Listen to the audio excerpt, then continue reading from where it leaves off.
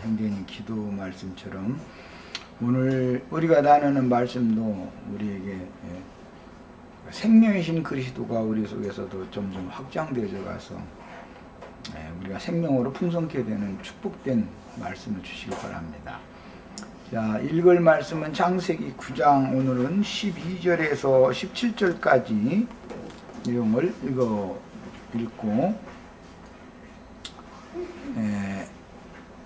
누구에게는 축복으로 주시면서 맺은 언약이 복으로 계속 응하고 누구에게는 복이 변하여 저주로 응하는가, 이걸 지금 살펴보고 있는데, 이런 말씀에 대해서 흐름을 잘 잡을 수 있도록 정신을 집중해서 같이 읽겠습니다. 12절부터 읽습니다. 하나님이 이르시되 내가 나와 너희와 및 너희와 함께하는 모든 생물 사이에 대대로 영원히 세우는 언약의 증거는 이것이니라. 내가 내 무지개를 구름 속에 두었나니 이것이 나와 세상 사이의 언약의 증거니라. 내가 구름으로 땅을 덮을 때에 무지개가 구름 속에 나타나면 내가 나와 너희와 및 육체를 가진 모든 생물 사이의 내 언약을 기억하리니 다시는 물이 모든 육체를 멸하는 홍수가 되지 아니할지라. 무지개가 구름 사이에 있으리니 내가 보고 나 하나님과 모든 육체를 가진 땅의 모든 생물 사이의 영원한 언약을 기억하리라. 하나님이 노아에게 또 이르시되 내가 나와 땅에 있는 모든 생물 사이에 세운 언약의 증거가 이것이라 하셨더라. 이 단락을 요약해서 말하면 하나님께서 노아와 그 가족과 또는 방주로 말미암아 홍수 심판을 면하고 구원받은 모든 생물 사이에 복을 주시면서 언약을 맺으셨는데, 그 언약이 무지개로 나타나는 것이 그 무지개가 내 언약의 증거가 된다, 이제 이렇게 표현을 한 내용을 읽었어요. 겉으로 보기에는 이게 몇 절 안 되는 이런 내용으로 되어 있지만, 하나님의 언약이라는 것은 성경 전권의 요약이다라는 것을 지금까지 여러 번을 강조해서 말씀드렸어요. 뭐 누구나 다 아는 것처럼 구약 성경, 신약 성경 이렇게 말해서 하나님의 말씀 전체를 언약이다 이렇게 표현을 하죠. 그러니까 이제 근데 그 언약 말씀은 누구에게는 영원한 축복의 언약 말씀이 되지만 누구에게는 그 언약 말씀이 저주의 언약 말씀으로 바꿔줄 수가 있다라는 걸 지금 계속해서 추구를 하고 있습니다. 오늘 나누고자 하는 말씀의 이제 큰 중심 주제는 여호와의 무지개를 볼 자들이 있고, 다음 단락에 나오는 18절 이하에서 나오는 아비의 하체를 볼 자들이 이렇게 구분되는 내용을 오늘부터 이제 말씀을 해나갈 겁니다.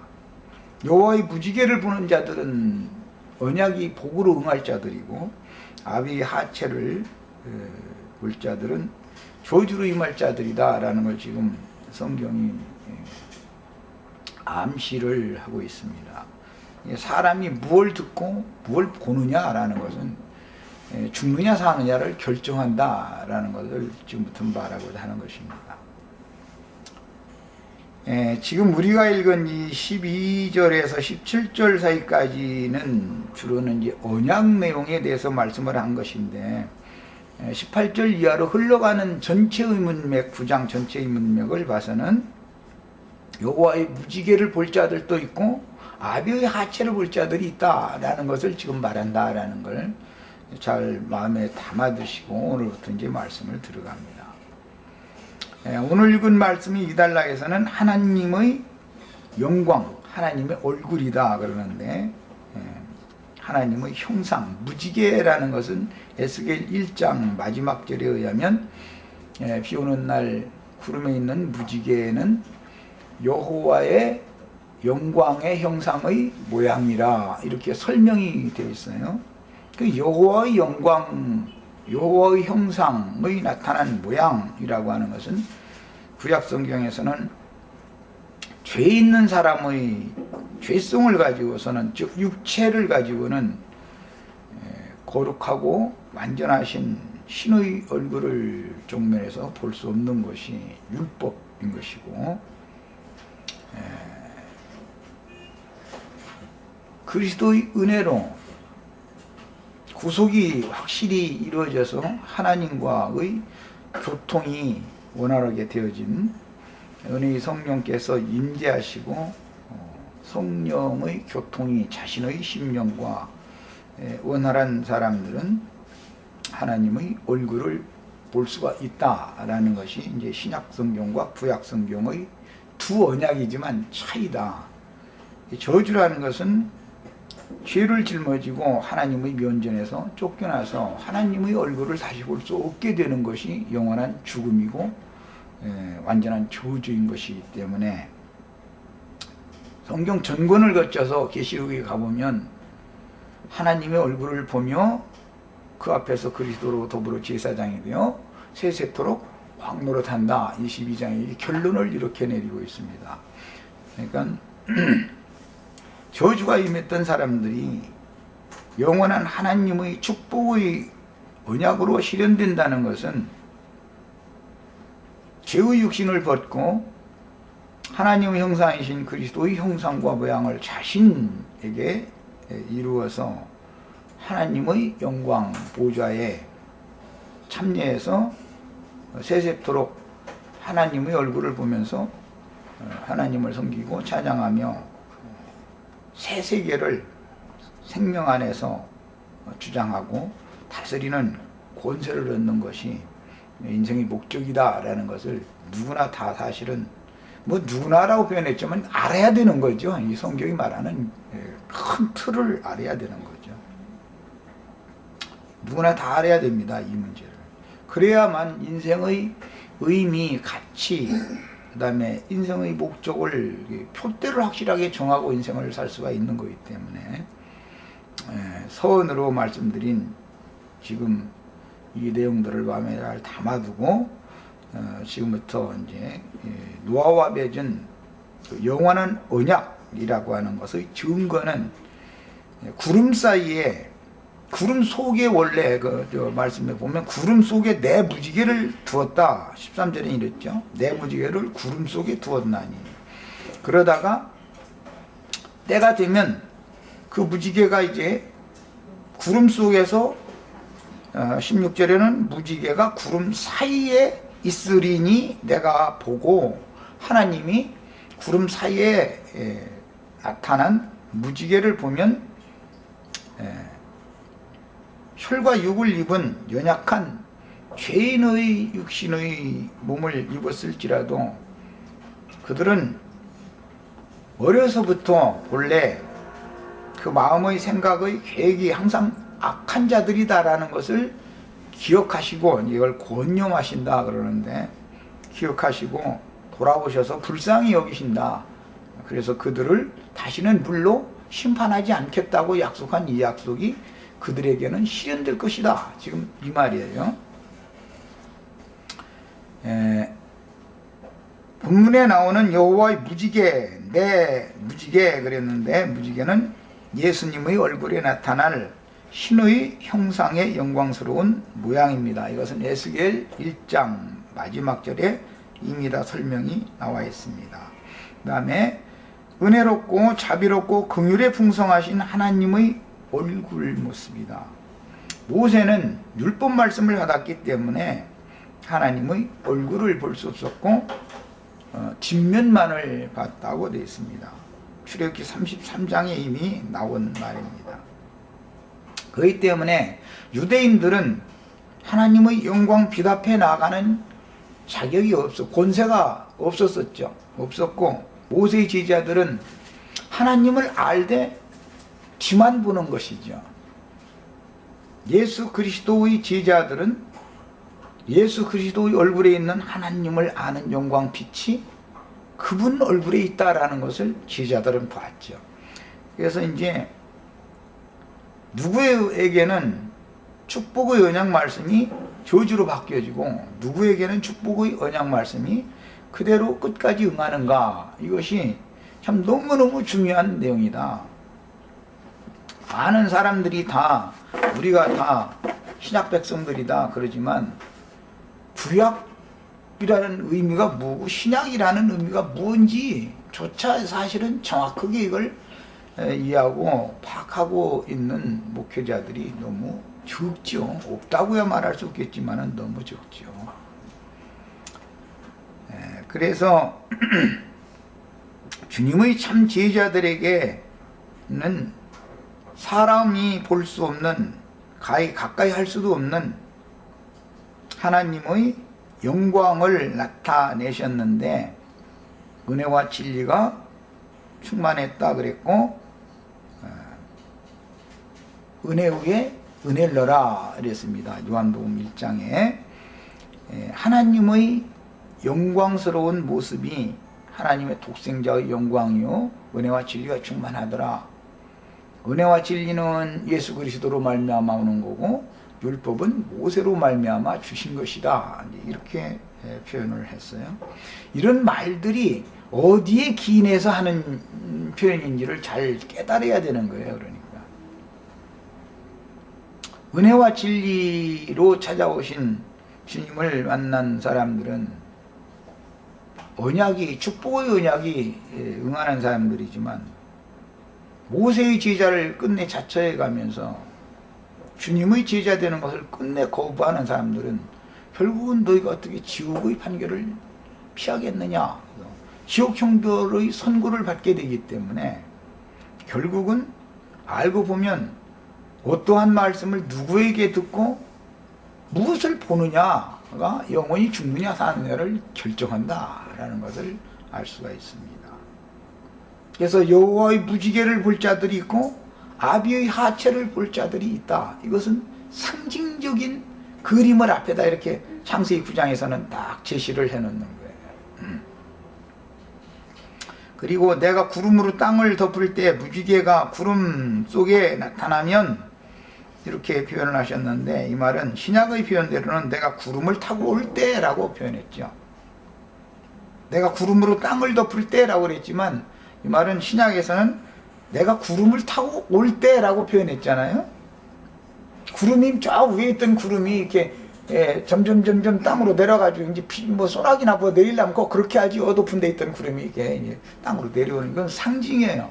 예수님이 그게 오시는 것을 상징하는 표현이 외적인 그런 표현인 거죠. 그래서 내가 구름 타고 올 때 하나님의 영광스러운 형상의 모양이 구름 사이에 나타나면 나와 세상에서 구속함을 받은 네 생물 사이에 맺은 언약을 내가 기억하고 다시는 홍수의 물이다 그랬지만 말씀의 물로 연약한 육신을 입은 영혼들을, 구속한 영혼들을 멸하는 홍수가 되지 않게 해주겠다. 이게 약속입니다. 하나님의 말씀이 물인데 누구에게는 저주받은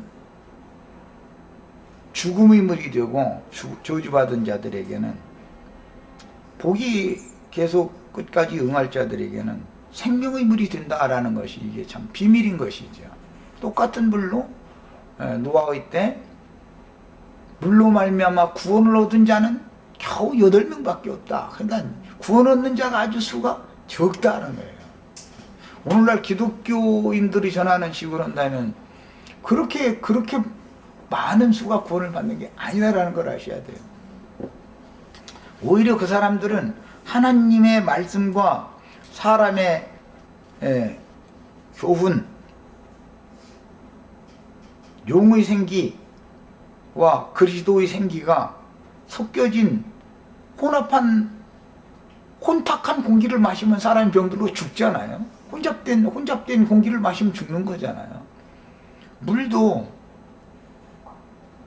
섞인 것이 없는 맑은 포도주를 이제 그 참된 음료다 그랬는데 그 물을 마셔야 건강하게 사는 것이지.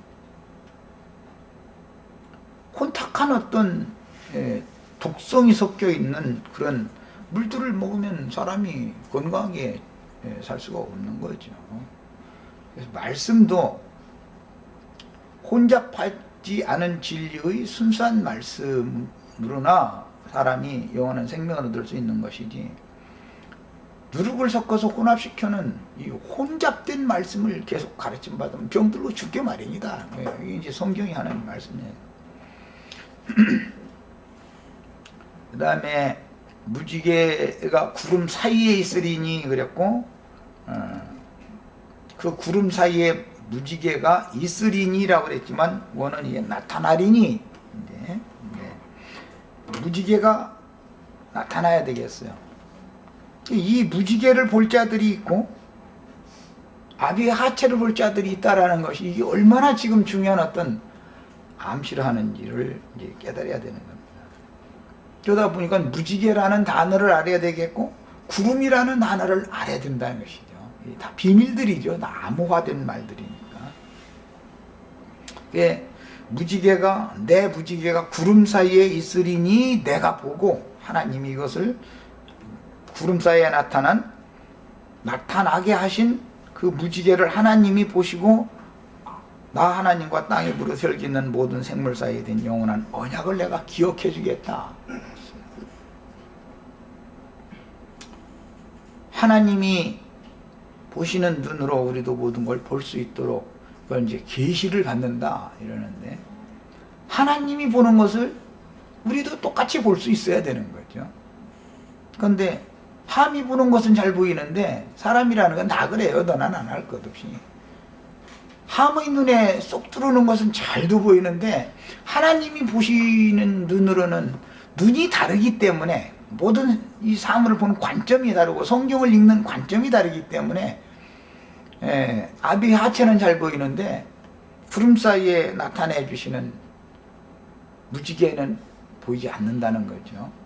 이 구름 사이에 나타내신 무지개가 바로 예수 그리스도였다는 걸 알 수 있잖아요. 예수 그리스도를 때가 되면 세상에 보내셔가지고 예수 그리스도를 통해서 말씀하신다며. 그러면 하나님의 영광을 봐야 되는 거예요, 사람들이. 그런데 하나님의 영광의 형상의 모양이 예수 그리스도 무지개로 나타내는 걸 되어 있지만 예수라는 사람을 통해서 나타났다라고는 아무도 보지 않는다는 것이, 그렇게 아름다운 모습으로, 무지개는 다 아름다운 거니까 그렇게 보이지 않는다는 거죠. 왜? 사람의 눈으로 볼 때는, 율법의 저주 아래에 있는 모세의 제자들의 눈으로 볼 때는, 함의 눈으로 볼 때는 그게 다 예수님은 저주받은 사람으로밖에 보이지 않는 것이죠. 네. 흠모할 만하거나 무슨 자랑 삼을 만한 어떤 모습으로 나타난 것이 아니었기 때문에 다 반대로 보이는 거예요. 이게 누구의 눈에는 약속을 응하게 하신 여호와의 언약을 이 땅에 실현시키기 위해서 오신 예수가 여호와의 무지개라고 누구 눈에는 보이고 누구의 눈에는 아비의 하체를 밖에 안 보인 것이죠. 부끄럽고 수치스러운 모습만 보이는 것이죠. 예수님의 제자가 되는 것이 부끄러운 일이고 수치스럽게 보이는 것이죠. 이것이 비밀이다. 우리 형제 자매님들에게는 여호와의 무지개가 구름 사이에 이미 나타나셔야 되고 또 나타나셔야 되겠어요. 그래서 복이 유전되셔야 되겠어요. 이사야서 지난번에는 54장에서 읽었는데 오늘은 55장 3절에서 8절까지 읽겠습니다. 읽고 시작하겠습니다.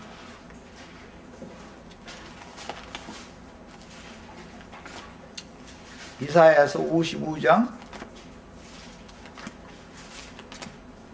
선지자들이 노아의 때 이 무지개 언약을 어떻게 해석하는지를 깨닫는 건 이건 굉장히 중요한 것이죠. 선지자들이 이해하고 깨달은 것과 똑같이 우리도 그렇게 깨달아야 되는 거예요. 지난 시간에는 이사야서 4장 9절에서 10절 일단 거기 한 번 더 읽고 55장으로 가겠습니다. 이는 내게 노아의 홍수와 같도다.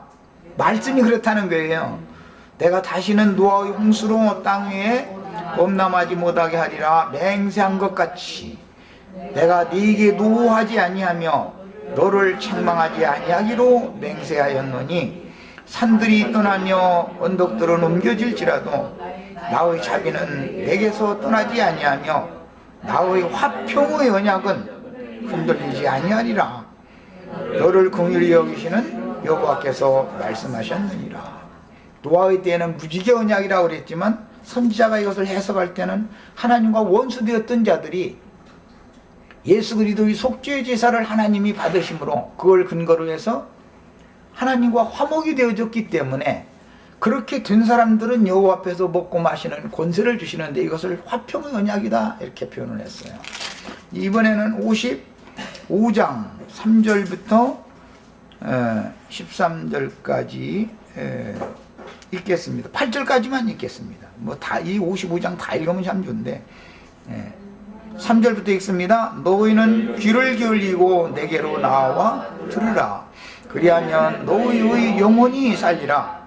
내가 너희를 위하여 영원한 언약을 맺으리니 곧 다윗에게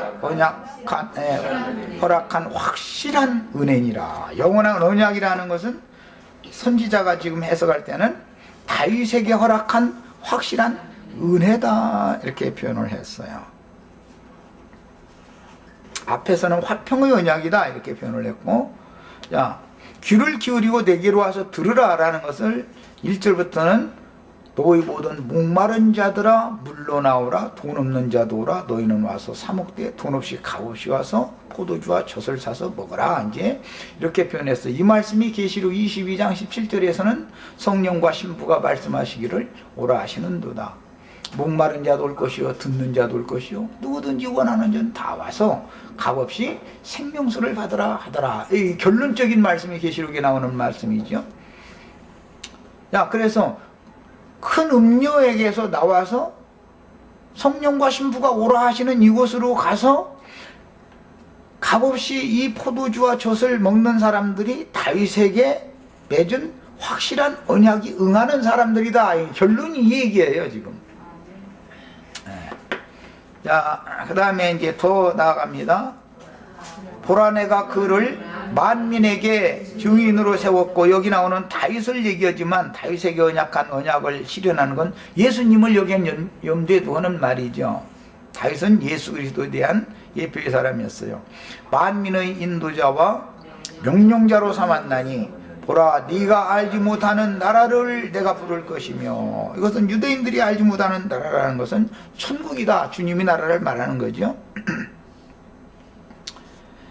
네가 부를 것이며 너를 알지 못하는 나라가 네게로 달려올 것은, 그러니까 천국이라는 건 임하는 것이지 어디로 가는 게 아니죠. 그 나라가 나에게로 달려오는 거니까. 뭘 통해서? 값없이 포도주와 젖을 사서 먹으면 오는 거죠. 나에게 달려오는 거예요. 그 나라가, 다윗의 나라가. 여호와 네 하나님 곧 이스라엘이 거룩하신 이로 말미암음이니라. 이는 그가 너를 영화롭게 하였느니라. 너희는 여호와를 만날 만한 때에 찾으라. 가까이 계실 때 그를 부르라. 이건 고린도 후서에서는 은혜 받을 만한 때 구원의 날에라고 표현을 적용을 그렇게 했어요. 악인은 그의 길을 불의한 자는 그의 생각을 버리고 여호와께로 돌아오라. 그리하면 그가 긍휼히 여기시리라. 우리 하나님께로 돌아오라. 그가 너그럽게 용서하시리라. 여기 긍휼, 용서 이런 말 단어들을 잘 깨달아야 되겠어요. 자, 이제 이런 성경이 말하고자 하는 언약의 적용, 선지자들이 노아의 때에 맺은 이 언약 말씀을 영감을 받은 선지자들이 해석을 어떻게 하는지를 우리는 동일한 영을 가지고 깨달아야 되는 거예요.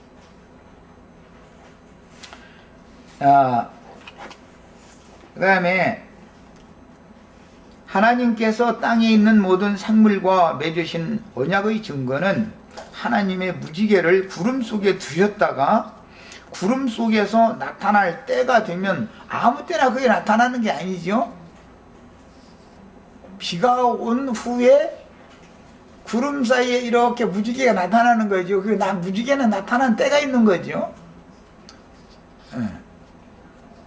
그래서 예수 그리스도를 통해서 하나님의 영광을 나타낼 때라는 것은 때가 있는 거예요. 때가 차야 되는 것이고, 그런데 어떤 사람의 눈에는 매 세대마다 무지개는, 비 오고 나면 무지개는 매 세대마다 자주 떴지만 누구의 눈에는 안 보이고, 누구의 눈에는 아비 하체만 보였으니까 이게 이제 비밀인 거죠. 이게 다. 그래서 성경을 해석해낸다는 것은 쉬운 게 아니에요. 사실은 그 구름 사이에 있는 무지개는 하나님 자신이 나타내시는 것이고 하나님이 보는 거예요. 내가 본다 이렇게 돼 있죠. 내가 보고 기억하겠다. 그러면 하나님과 동일하게 보려면 하나님이 보여주시는 계시를 우리도 계시를 따라서나 볼 수 있는 문제인 것이고, 육신의 얘기가 아니죠. 그러니까 지금 모세가 지금 창세기에 기록한 이 말씀이라는 것은 많은 계시를 감춰둔 영의 말인 것이지, 인간 세상에 나타나는 그런 현상적인 이런 것으로서만 역사적인 어떤 사건이나 자연현상이나 이런 것으로만 하는 말이 아니다라는 걸 알 수가 있는 거예요. 왜? 선지자들이 해석을 이렇게 하니까. 우리는 그래서 이사야 선지자가 언약에 대해서 앞에는 화평의 언약 맺는 얘기를 했고 뒤에는 다윗에게 맺은 확실한 은혜의 언약이다 이렇게 표현을 했기 때문에 이것이 무엇을 말하는지를 우리는 이제 깨달아야 되는 것이죠. 영감이 없으면, 계시가 없으면 성경이라는 건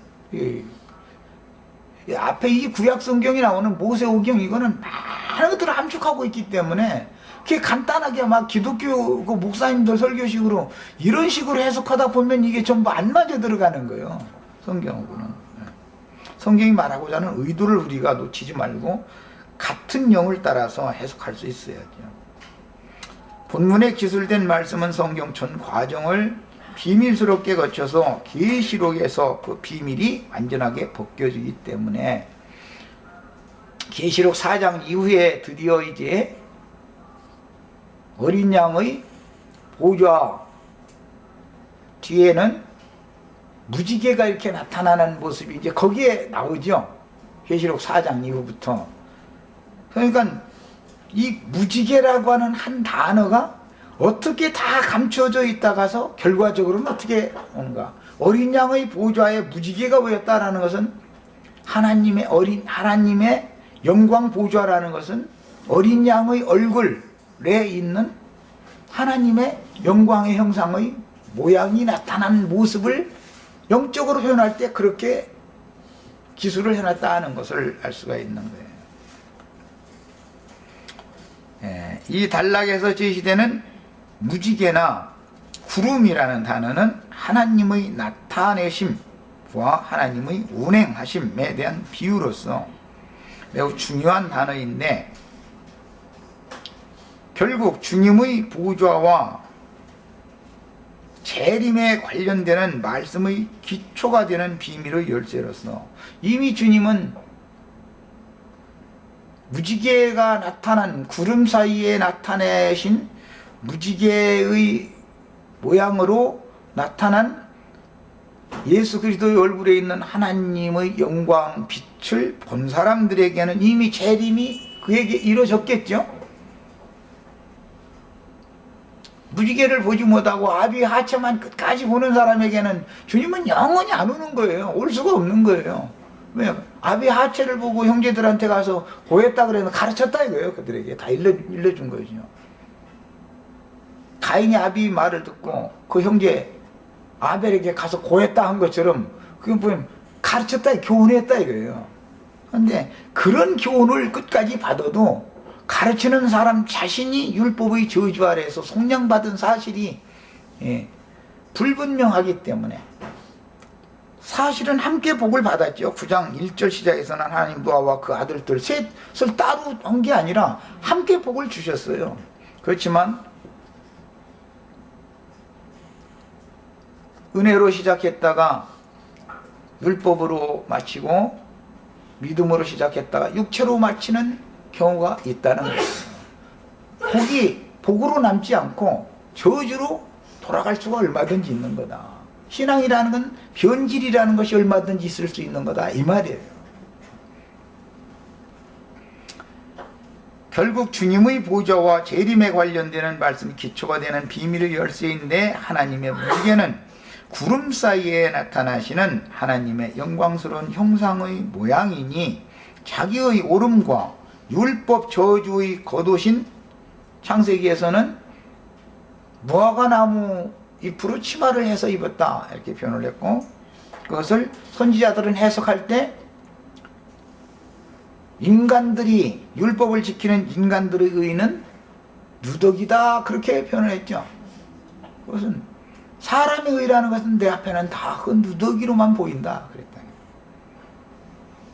그러니까 큰 누더기를 입은 자들의 눈에는 아비의 하체가 보이지 무지개는 보이지 않는 거다,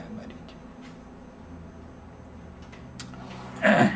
에스겔 1장으로 이제 가겠습니다. 이 무지개에 관한 말씀은 에스겔 1장과 10장에서 이게 상세한 설명이 나오기 때문에 그걸 다 할 수는 없지만은 그래도 중요한 단락들을 좀 다뤄야 됩니다. 우선 1장 22절을 보겠습니다. 그 생물의 머리 위에는, 그랬는데 그 생물이라는 것은 노아의 때는 모든 산 동물들이다, 이렇게 했죠. 노아의 가족과 모든 산 동물들 전체를 합쳐서 네 생물이다, 그래요. 이 생물이에요. 그 생물의 머리 위에는 수정과 같은 궁창의 형상이 있어, 그래서 이 수정과 같은 궁창이라는 말을 잘 염두에 두셔야 돼요. 창세기 1장에 보면 궁창은 뭐라고 한다고 그랬어요? 하늘이라 칭하시고 무틀 땅이라 칭한다, 이랬죠. 자, 그런데 하늘이 얼마나 맑은 하늘이었으면 수정과 같은 궁창이라고 표현을 했겠어요? 그러니까 인간 나라에서도 비 오고 날이 맑아져가지고 해가 뜨면은 하늘이 청명해지죠. 자연현상에서도. 이런 것은 회개하고 돌이킨 그리스도의 은혜를 입은 사람들의 심령의 상태를 표현을 이렇게 하는 거다 말이에요. 그래서 확실한 은혜다 그랬는데, 확실한 은혜와 용서다, 이사야서에서는 그 언약을 그렇게 표현했어요. 다윗에게 언약, 다윗과 맺은 확실한 언약의 증거라는 것은 뭐냐면 확실한 은혜단 말이에요. 그래서 그리스도의 은혜로 심령이, 그 마음이 정말로 예수님의 영과 마음처럼 청결하고 깨끗게 되어진 사람의 그 속 상태를 볼 때는 수정과 같은 궁창의 형상이다, 이렇게 암시를 해놓는단 말이죠. 예, 우리도 다 예수님이 수정과 같은 궁창 하늘이잖아요. 우리도 똑같이 그렇게 돼야 된다는 거예요. 그래야만 하나님의 얼굴을 볼 수 있는 거예요. 하나님은 청명한 맑은 하늘 가운데 그분의 영광을 나타내는 것이니까, 빛이시니까. 그 다음에 26절에서 28절을 읽겠습니다. 그 머리 위에, 궁창 위에, 머리 위에 있는, 그라는 것은 여호와의 영광의 보좌에 앉아 계신 그분의 머리 위에 있는 궁창 위에 보좌의 형상이 있는데, 이게 수정같이 맑은 궁창에 보좌가 있다, 그 말이죠. 궁창 위에 보좌 형상이 있는데 그 모양이 남보석 같고, 그 보좌의 형상 위에 한 형상이 있어 사람의 모양 같더라. 그러니까 어린 양의 보좌, 창세기 4장 이하에 나오는 이제 그 어린 양의 보좌가 이제 계속 나오는 창세기 4장, 계시록 4장 이하에서는 수정과 같은 궁창 위에 어린 양의 보좌가 있고 그 보좌 위에 앉으신 이가 있는데 어린 양이다 이거예요. 그런데 사람이 예수를 믿고 신앙생활을 일생 동안 해야 되는 것은 그 어린 양의 보좌들에 함께 앉기 위한 것이죠, 이제. 그러면 설명이 다 된 거죠, 사실은 이제. 우리가 인생의 목적을 어디다 둬야 되며 신앙생활을 왜 해야 되는지를 이제 설명이 다 된 거예요. 내가 보니 그 허리 위 모양은 이제 허리 이상과 허리 이하로 나누는 것은 허리 이상은 그리스도를 말하고 허리 이하는 그리스도와 연합되어져 있는 몸을 말하기 때문에 이렇게 나눠서 말하는 거예요. 허리 위의 모양은 단 새 같다. 이 단 새 같다라는 것은 풀무불 속에서 달구어진 새와 같다. 그러니까 예수님이 단 새가 되시러 이 세상에 오셨던 것이죠. 그 속과 주위가 다 불 같다. 허리 보좌에 앉으신 이의 허리 위의 모양은 단 새와 같아서 그 속과 주위가 다 불 같고 내가 보니 그 허리 아래의 모양도 불 같다 그랬으니까 여호와 영광에 참여하는 것은 반드시 불로 연단받는 것이 필연적이라는 것을 알 수 있는 것이죠. 그 사방 불 속에서는 이제 광채가 나타나는 거예요. 그런데 그 불 속에서 나타난 광채의 모양은 비 오는 날 구름에 있는 무지개와 같더라 그랬어요. 예수님이 세상에 오셔서 많은 고난으로 말미암아 순종을 배워서 온전케 되셔가지고 하나님의 영광에 올라가셨는데 그걸 이제 승천했다 그러죠. 그랬는데 그 영광스러운 모양은 불 속에 나타나는 광채의 모양으로 나타난다 이거예요. 그 영광이라고 그러죠. 하나님의 영광. 광채의 모양으로 나타나는데 그 광채의 모양이 나타나는 형상을 볼 때는 비 오는 날 구름에 있는 무지개처럼 보였다는 거예요. 제자들의 눈에는 이렇게 보이죠. 에스겔 선지자의 눈에, 선지자들의 눈에는 이게 보이죠. 그런데 거짓 선지자들의 눈에는 그 아버지의 하체만 보이는 것이죠. 육적인 생명의 초소만 보이는 것이죠. 이거 비밀인 거예요. 생명의 초소라는 것은 사람의 영혼이잖아요. 아비의 하체라는 건 하나의 상징이고 생명의 원천 근원지가 어디냐 이제 이걸 지금 암시하는 말이잖아요. 모든 사람의 생명의 원천지는 아버지의 하체잖아요. 이게 상징이지. 그런데 이것은 실제적으로는 사람의 심령이잖아요. 사람의 심령. 모태라는 것은 상징이잖아. 땅으로 상징하지만 씨를 심는 땅으로 상징되지만 이것은 하나의 모태라는 건 육신적인 상징인 것이지 그건 생명의 초소잖아요. 거기서 생명들이 이게 생산돼야 생육하고 번성하는 축복이 이게 될 거 아니겠어요. 축복을 하려면 생육하고 번성하라는 언약의 축복을 맺어서 축복을 해줬는데 하려면은 씨만 있어갖고는 안 되잖아. 당연히 씨를 심을 밭도 필요한 거죠. 그러니까 이제 양면을 다루는 거예요. 그래서 이 말씀은 율법에서 보면 아비의 하체를 보거나 어미의 하체를 보면 범한 것으로 본단 말이야.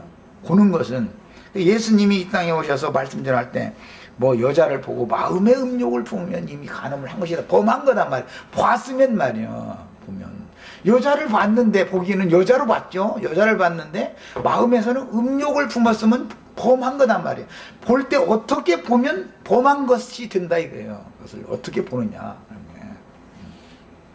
내가 그래서 이제 뭐 어떤 필요에 따라서 어떤 아들놈이 말이요 어머니를 여자로 봤다 그럼 그거는 하나님한테 날벼락 맞아 죽을 놈이단 말이고요. 그게 말이라도 어떤 말이라도 어머니가 어머니로 보여야 되고 아버지는 아버지로 보여야 되잖아요. 그럼 복이 오지요 당연히 그때는. 그러나 이게 다른 모습으로 보이면은 이것은 당연히 저주가 오는 거잖아. 인생사에서도 그렇잖아. 그건 이런 것이다. 성경이라는 것처럼 많은 것들을 함유하고 함축하는 감춰진 비밀의 계시들을 감춰놓는다. 영의 세계에 대해 설명을 하고 그런 거예요. 그러니까 무지개라는 것은 여호와의 영광의 형상의 모양이다라고 답이 나와 있어요. 이렇게 성경에 여호와의 영광의 형상이 무지개로 나타난다 그랬지만 이것은 아름다운 모습으로 나타난다라는 말인데, 실제로 예수님은 함의 자손의 눈으로 볼 때는 그렇게 아름다운 무지개 모양으로 나타난 게 아니었죠. 예수님이 그렇게 나타난 거 보였다면 예수를 죽일 일이 없죠. 박해하고 죽이질 않죠. 그래서 똑같이 여호와의 영광의 형상의 모양이 나타나도 누구에게는 무지개로 나타나고 누구에게는 육신의 생명의 모습으로 나타나기 때문에 사람의 눈이 중요하다 이거예요. 사람의 눈이 하늘에 보여주는 지혜와 계시의 영으로 성경을 볼 수 있는 눈이 열려야 되는 거예요. 그래서 또 누구에게 어떤 말씀을 가르침 받을 때도 반드시 주님이 나타나시고 나타내 보이시려면 사람에게 임해야 되는데, 구름 속에서, 구약 성경에서는 그룹 속에서 그룹 사이에서 말씀하셨지만 신약 성경에서는 하늘의 희고 고운 맑은 깨끗한 구름 속에서 하나님이 음성을 들려준다 이거예요. 그러면 그 음성을 듣는 귀가 사람의 상태가 어떤 사람이 들으면은 이 나팔 소리가 이게 주님이 나에게 임하시는 것이다 라고 들을 수도 있고, 그 무슨 어떤 사람은 뭐 천둥이 울었다고도 하고 뭐 천사들이 뭐 소리를 냈다고도 하고 뭐 그렇게 들을 수도 있는 것이죠. 그냥 외면적인 어떤 종교적인 관념으로 듣거나 천사들이 소리를 냈다 그러면 뭐 종교적인 관념으로 들었다는 것일 것이고, 구름 속에서 천둥이 울었다 이렇게 하면 자연현상 정도로 들었다 이제 이 말일 거란 말이죠. 그럼 그 사람들은 그렇게 들었고 너희는 나를 어떻게, 내 말을 너희는 어떻게 듣느냐 이 말이잖아. 지금 이제 예수님이 증거하는 말씀은 이게 이렇게 중요한 거예요. 무엇을 보고 무엇을 듣느냐. 그 다음에 형제 에스겔에게 보여주셨던 이런 이상은 그리스도의 거처와 운행과 주님의 얼굴에 있는 하나님의 영광의 나타남에 대한 이상인데, 수정 같은 궁창 하늘 아래에 네 생물의 날개가 있으며 네 생물 중의 대표자인 인자 예수는 수정같이 맑고 청명한 궁창 하늘의 보좌에 계시고 그 영광스러운 형상의 모양은 비오는 날 구름에 있는 무지개 같더라고 하였으니, 노아와 맺으신 여호와의 언약과 무지개가 구름 사이에 나타나는 때는 어떻게 실현되는지를 지금 암시하고 있다. 구름 사이에 여호와께서 구름 속에 감춰두셨다가 구름 사이에 나타날 때 내가 그걸 본다. 그걸 보고 내가 너희와 맺은 언약을 기억하겠다. 그랬어요. 그랬는데 선지자들은 여호와께서 보시는 모습과 똑같은 그 무지개 형상의 모양을 다 봤죠. 선지자들은 여호와가 보는 거예요. 사실은 그게 선지자들이 보고 말한 것은 여호와의 말씀이신 것이죠. 그래서 계시의 말이다 이거는 인간 세상의 말이 아닌 거죠. 그 다음에 수정같이 맑고 깨끗하여 청명한 궁창 하늘은 그리스도의 영을 상징적으로 표현하는 것이고, 구속받아서 주와 합하여 한 영이 된 성도들의 영들의 영원한 초소, 뭐 하늘로 올라간다 승천한다 그래서 했지만, 수정같이 맑은 하늘에 어린 양의 보좌가 있고 그 보좌 앞에 우리가 가는 얘기를 하는 것이 성경의 전권이니까, 어느 날 천당이라는 데를 간다고 가르치는 이런 기독교계의 그 가르침이라는 건 이거는 정말 계시의 말씀과 너무 상관없는 엉뚱한 소리 하는 거야. 다 그게 뭐냐, 앞이 하체만 보이는 사람들이 하는 소리들이 육적인 얘기들이죠. 그거에 다. 우리 형제 자매들은 오늘 이런 말씀을 통해서도 주 영광 보좌 앞에 하늘에 이미 앉혀져 있어야 돼요. 주와 함께 하나님의 보좌 앞에 다 보좌들이 함께 앉는 영광을 다 지금 말이에요. 어느 날 이렇게 천당으로 뿅 가고 이런 게 아니고 말이야. 성령의 감동이라는 게 이렇게 중요한 거예요. 성령의 계시를 본다는 게. 그리고 궁창 하늘 아래라는 것은 그리스도의 마음과 합해진 새 땅으로서 이것은 주님의 마음에 연합된 성도들의 새 마음을 말하는 것이죠. 총명한 새 하늘이라는 것은 그리스도의 영에 연합된 우리 형제 자매님들의 영을 말하는 것이고, 새 땅 하면 예수님의 마음에 가장 부유하고 모든 것이 풍성한 젖과 꿀이가 흐르는 가나안 땅으로 상징되는 예수님의 마음이잖아요. 그런데 그게 저주의 자식들이, 함의 자손들이, 가나안 족속들이 그곳에서 주인 노릇을 하고 있을 때는 그건 저주가 임한 땅이 되는 거고, 이스라엘 자손들이 가나안 족속들을 멸하고 그 땅에 거하게 되면 축복이 임한 땅으로 바꿔지는 거다. 그 땅의 주인이 누구냐 이거예요. 그 하늘의 주인이 누구냐 이거예요. 그 하늘과 그 땅에서 살 사람들이 누구냐에 따라서 축복된 새 하늘과 새 땅이 될 수 있고, 저주받은 하늘과 저주받은 땅이 될 수가 있다 이거예요. 자, 여기까지 우선 첫 시간 하시고 잠깐 쉬었다 가서 더 이제 깊은 내용 속으로 더 들어가겠습니다.